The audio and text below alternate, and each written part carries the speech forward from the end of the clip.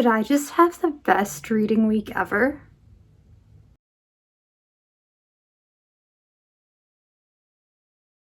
Hello and welcome back to my channel. My name is Ray, and this is the portion of my channel called Ray DHD Reads, where we talk about all things books. And today we are going to be discussing the 6 books that I read in the last week. So for the last few months, I have been in the worst reading slump, and I thought I'm going to pull myself out of this slump. And what better way to do that than to buy a few new books and try and make my way through my TBR. And that is what I did. And just a disclaimer, I just recorded this video a few minutes ago. My phone storage decided to get full and the video didn't save, so here we are recording it again. So the first book we have here that got me out of my reading slump is Don't Let the Forest In by C.G. Drews. And words cannot describe how this book made me feel. So this book follows Thomas and Andrew. They are best friends and they attend Wickwood Academy. Andrew, he writes stories about monsters, and Thomas likes to draw the monsters. However, these drawings of Thomas's start coming to life in the forest near their school, and it is up to the 2 boys to fight off these monsters to stop them from infiltrating their school. And that's all I'm going to say about that. Things get really messy. There is a love story in this. I wouldn't say it's a romance. That's not the main plot of the book, but there is a really sweet queer love story in this, and I was rooting for it the whole time. The way these boys care for each other and talk about each other is just so sweet. And the friendship is just so pure.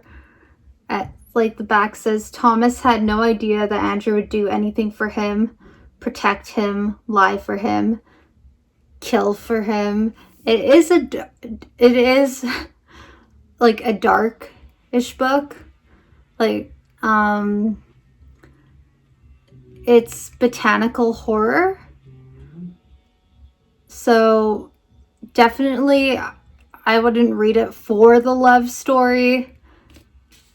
I would read it if you're into horror, but yes, there is little romantic elements in it. But yeah, this book has a special place in my heart. It was a solid 5 out of 5 for me, and I immediately bought another C.G. Drews book as soon as I was done with this. Next we have We're All Guilty Here by Karen Slaughter. Now, this was not only my first Karen Slaughter book, but also my first police procedural book. And I wasn't really sure how I was going to feel about it going in. I'd seen mixed reviews. A lot of people had DNF'd it. They said that it was kind of boring and not a lot was happening. And it did start off kind of slow. And it's a bit of a longer book, so I wasn't sure if it was really gonna grasp my interest. But boy, was I wrong. Like, this book is a wild ride. So this book follows a police detective called Emmy, and 2 girls go missing on the 4th of July, and Emmy knows one of the girls who had asked for her help, and Emmy feels overcome by guilt that she didn't help the girl, and now she is basically obsessed with finding these girls. And she and the other police soon discover that these girls had a lot to hide. A lot that nobody was aware of. But it's so much more than that. and I'm just gonna put a little timestamp here. If you don't want spoilers, skip to this number. So after the initial disappearance and stuff, it skips to 12 years ahead, where the guy they thought took the girls is released from prison, and then a similar case happens again, and Emmy is on the case. But there are so many plot twists, not just in the case, but in Emmy's personal life too. And it was just plot twist after plot twist after plot twist, right until the very end of the book. Basically gave me whiplash. Like, oh my god, this book was so good. It makes me want to read more police procedurals and more Karen Slaughter books. Like, I could not put this book down once I got to like the second part of the book, the 12 years later part. I had to know what was happening. This was a solid 5 stars for me.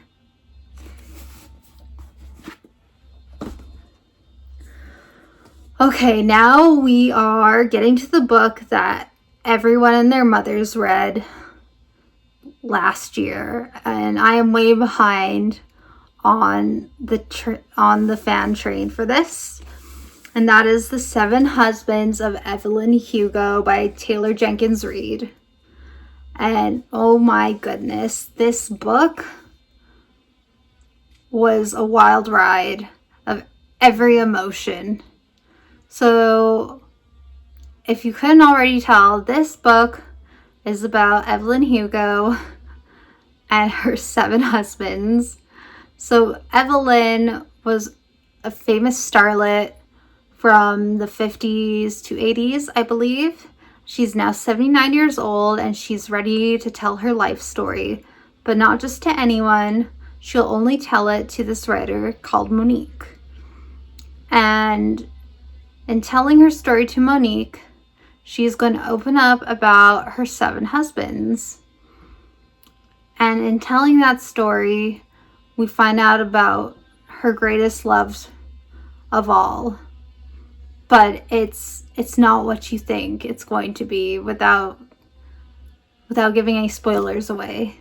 So this book isn't a romance, but there definitely is a big love story in this, as you would expect in a book about 7 husbands. But like I said, it's not what you think it's going to be.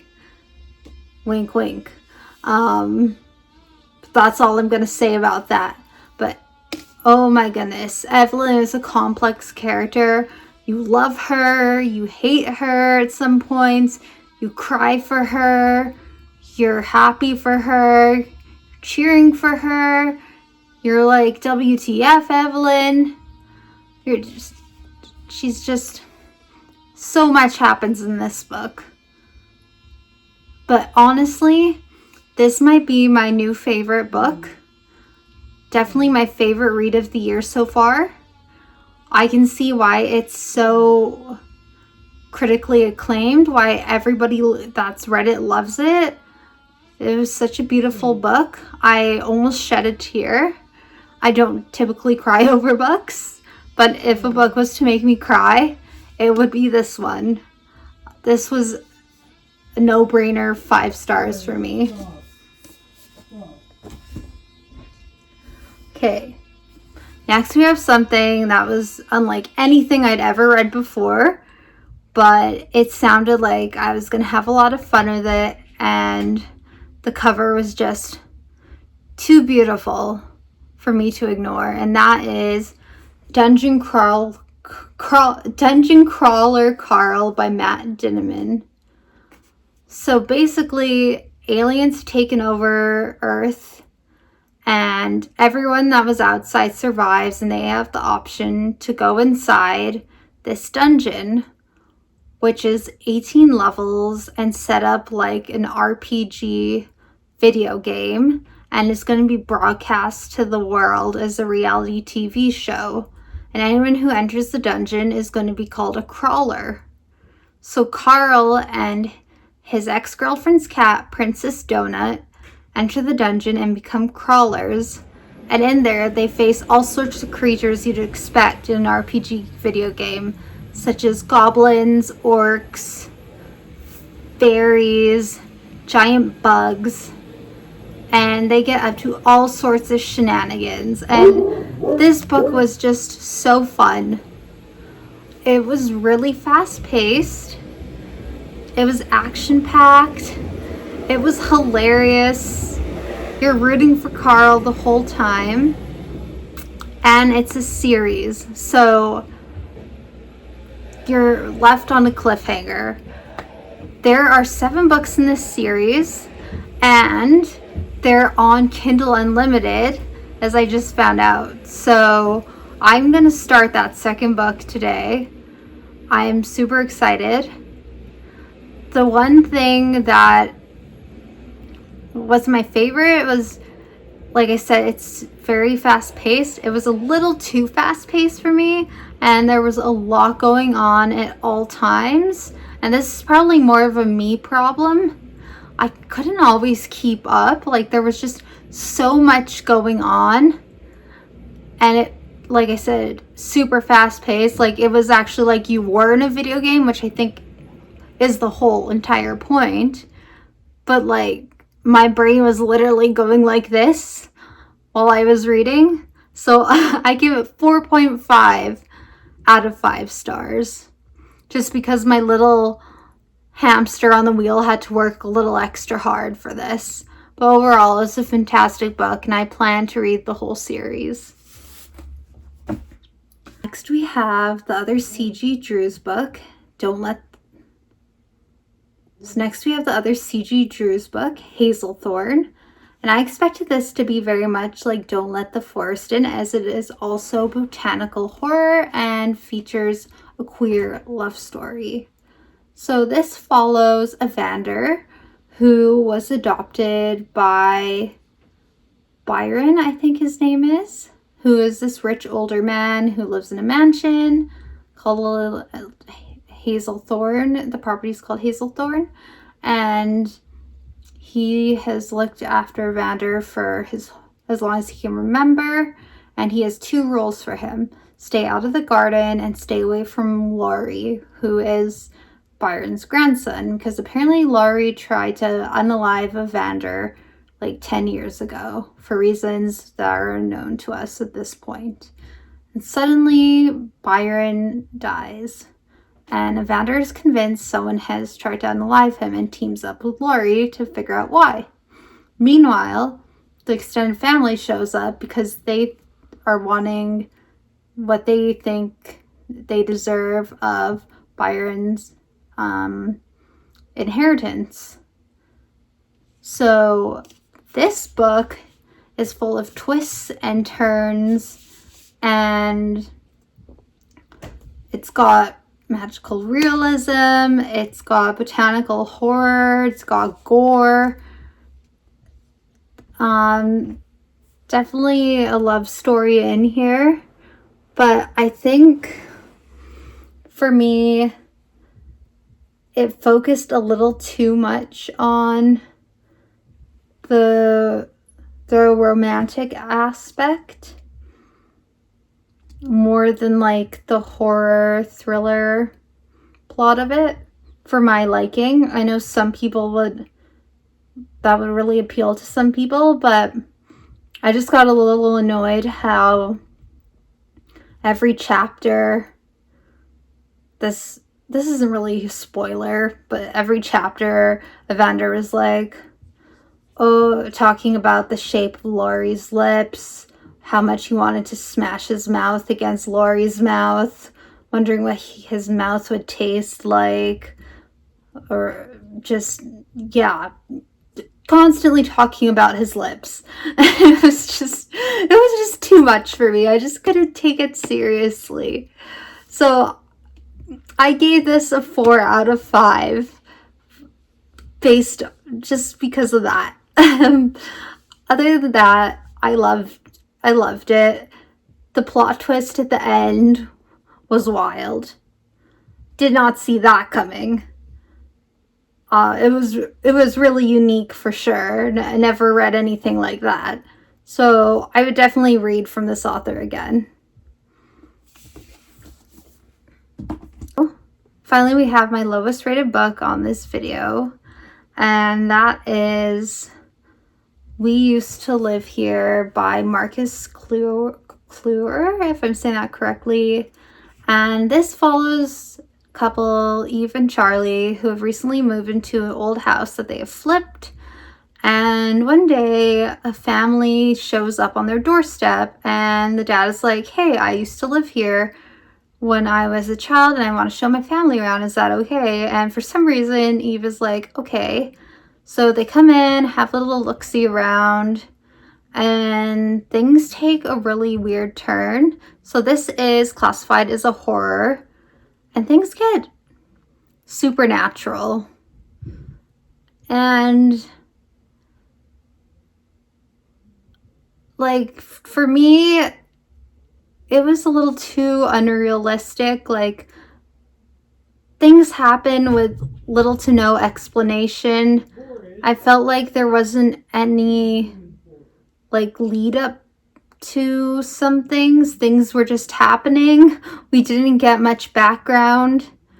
We didn't get any background on the family. Things just happened. Well, I guess towards the end you kind of get some background, but I guess it's kind of open to the reader's interpretation too, which I kind of didn't like. Yeah, it was kind of open-ended, which some people really like, but I like a solid concrete ending in my books. So for that reason, I gave this a 3.5 out of 5. And this author's just released a new book, The Caretaker, and the synopsis sounds really, really good, but I'm nervous to read it because I didn't love this book. So if you guys have read The Caretaker, please let me know if I should read that, if you loved it or not. And with that, that wraps up the 6 books that I read in the last 7 days. So if you have read any of those books, please let me know below if you liked them, how you felt about them, if you agree with my reviews. And as always, please comment below any book recommendations. And please feel free to like, comment, and subscribe. And I will see you in the next one. Bye!